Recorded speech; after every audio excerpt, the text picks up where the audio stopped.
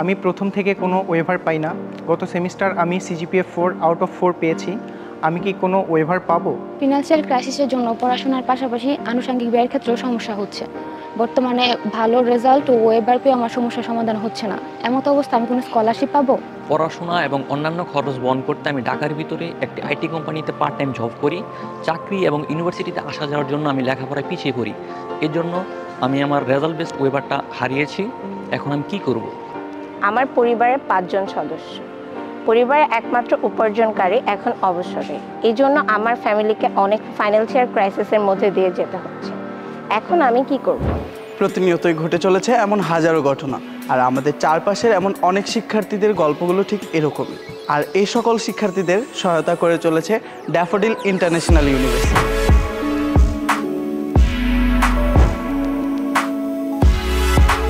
Financial বা অন্য যে কোনো সমস্যায় সহায়তা করে চলেছে তাদের স্টুডেন্টদের। আজকে আমরা এই সকল সমস্যার প্রতিকার সম্পর্কে জানতে চলেছি।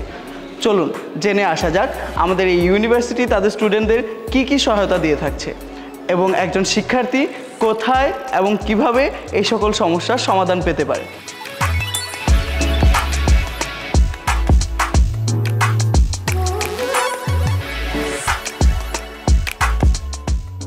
ড্যাফোডিল ইন্টারন্যাশনাল ইউনিভার্সিটি স্টুডেন্টদেরকে সহায়তা এবং উৎসাহ প্রদানের জন্য বিভিন্ন ক্যাটাগরিতে ওয়েভার এবং স্কলারশিপ প্রদান করে থাকে।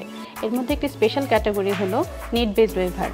আর্থিকভাবে অসচ্ছল এবং মেধাবী শিক্ষার্থীদেরকে সহায়তা করার জন্য এই ওয়েভার প্রদান করা হয়ে থাকে। এক্ষেত্রে স্টুডেন্টকে অবশ্যই একটি নির্দিষ্ট এসজিপি মেনটেন করতে হয়।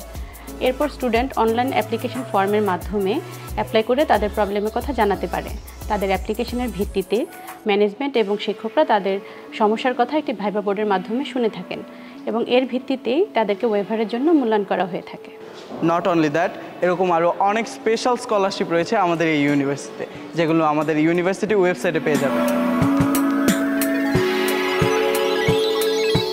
ড্যাফোডিল ইন্টারন্যাশনাল ইউনিভার্সিটি তাদের শিক্ষার্থীদের এসএসসি এবং এইচএসসি রেজাল্টের উপর ভিত্তি করে আপ টু 75% ওয়েভার দিয়ে থাকে। প্রতিটি সেমিস্টারে ভালো সিজিপি অর্জনের মাধ্যমে শিক্ষার্থীরা টিউশন ফি এর উপর আপ টু 50% ওয়েভার পেতে পারে। মেয়ে শিক্ষার্থীদের জন্য 10% ফিমেল কোটায় ওয়েভার দিয়ে থাকে।